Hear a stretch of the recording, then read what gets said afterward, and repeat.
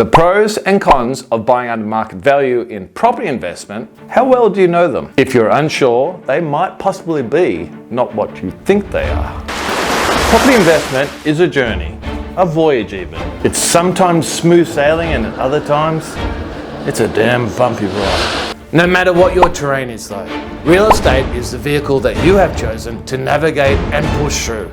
It's the vehicle you have chosen to advance you from where you are now towards your financial aspirations. So sincerely, welcome aboard.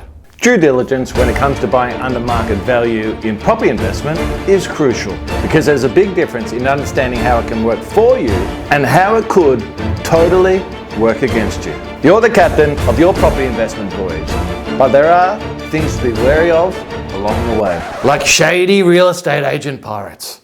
That's why they don't wear shorts, mate. So you can't see their peg leg. I don't actually think that's true, mate, but if you watch this video until the end, you will actually find out, discover the pros and cons of buying under market value in property investment. But also show you an approach, a first step, a first checkbox to be ticked so they can help you, possibly enable you to buy a fleet of properties in the future. But beware, there are icebergs ahead. The cons of buying under market value may not look like much on the top, but below the surface, they can become Goliaths of a problem, which have caused the destruction of many property portfolios and forced the captains to, well, go down with their shit. Buying under market value can open up a whole new world. So do you want to see it? Do you want to see this brave new world on your horizon? This will be a benefit to you even if you're a seasoned investor aboard a large investment sailing vessel. Pull anchor, set sail. Or if you're just starting out and you're in a tinny. Small outboard, 2-stroke, 10 to 15 horsepower possibly. Doesn't matter. Hold on to the side, pull the throttle, and wherever you are on your property investment journey, it's time to set sail.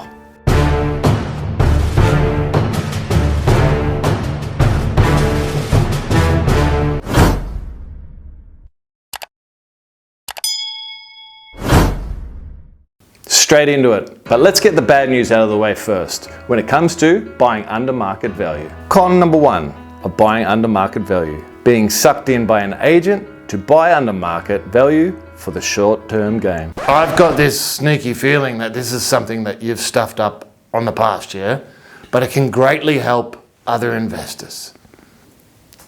Yes? So here we go, a real life example, not theory. I'm intrigued. Also baffled, but not surprised. That's not a crack pipe. Well, just checking. Well, here's the thing. It was a 4-bedroom unit on the Sunshine Coast. I just brought on the Sunshine Coast. 100% winner. It was my first property investment purchase. I bought it for $218,000 and it valued at $235,000. $17,000. Cha-ching!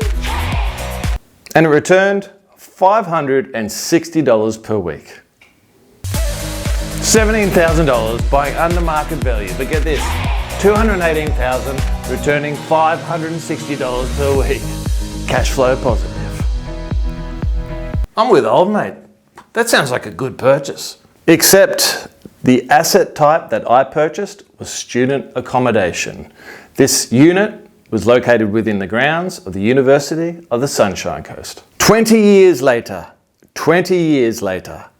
let's look at what it's worth today. So the lesson here is, if you're going to buy under market value, make sure it's still going to be a high performance property. A property that will continue to rise in value and increase in rental yield. Buying under market is not about the short-term gain, and it's quite often a trap technique used by real estate agents to blindside you. To be a successful property purchase, it's not just about the equity increase. It's about the continued growth so that you can pull out equity and purchase another property to build your property portfolio. Con 2 of buying under market value. They're rare to find in a rising market, in a seller's market. In a seller's market, they are rare, but not impossible to find. Once you have selected your reason, contact the local agents every week to check in.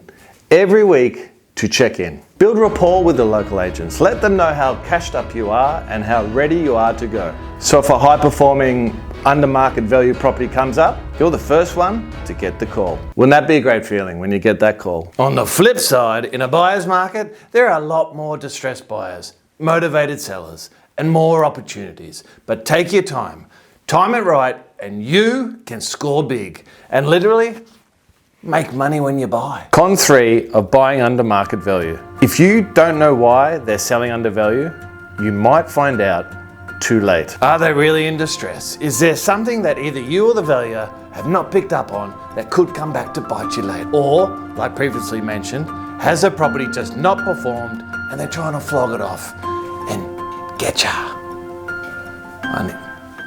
I need a magnifying glass. It's a bit silly with the... Could be an ice cream cone. Microphone. Do your due diligence and get to the bottom of it. Which brings us to the pros of buying under market value. The good stuff. Pro number 1 of buying under market value. Timing. Timing, and I'm not talking about market timing like just before. This is something you can look for pre-purchase, because after a purchase, it's too late. So make sure it's part of your research checklist. There are a lot of ways to increase the value of the property, to increase the distance between the value of the property and the debt of the property, to create more equity. But not all of them can be done pre-purchase and at no cost. Pro 2 of buying under market value. No cost, or is it really? There are a lot of value add strategies after you own the property. So in saying that, you may need to put in more money, but it won't be a cost. It will be further equity injection into the loan. Some banks, in special conditions, do work off the higher value. So what's your aim in this case? Your aim is to find a lender that does, or give it your best try.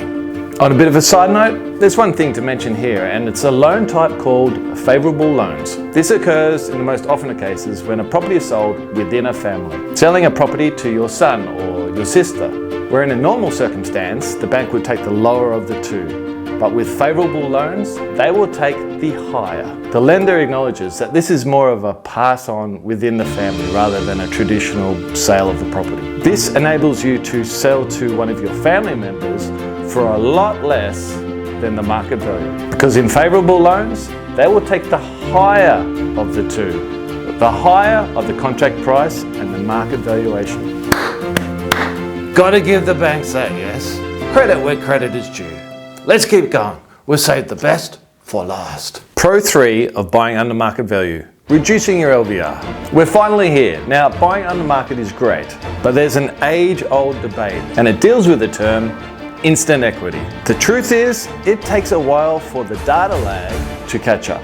So you may not be able to take advantage, you may not be able to realize this win for a couple of months. But when it does, your LVR will be reduced, and only time will tell if some added growth can be achieved to have your LVR reduced to a point where you can pull equity out for your next purchase. You see, the actual goal of any value add strategy is, yes, reduce the LVR, and yes, create higher yields. But when it boils down to it, just ask yourself this question. How will this property investment that I'm looking at purchasing improve the documentation at the bank so I can buy another one? Elite property investors play chess. How is this property I'm about to buy going to help me buy the next one? They're always thinking a step ahead. And if you can master that skill set, well, it won't be long till you're saying, checkmate. 3 videos on loan to value ratio. We told you it was going to be the most comprehensive video series ever on LVR, and we're not finished yet. If you haven't watched our other 2 videos on LVR, click here or here. If you have, hit the subscribe button, because there's a 4th in the works and you don't want to miss it. And the only way to do that is to hit the subscribe button, right? Give the bell a tingle and you're all set. See you there.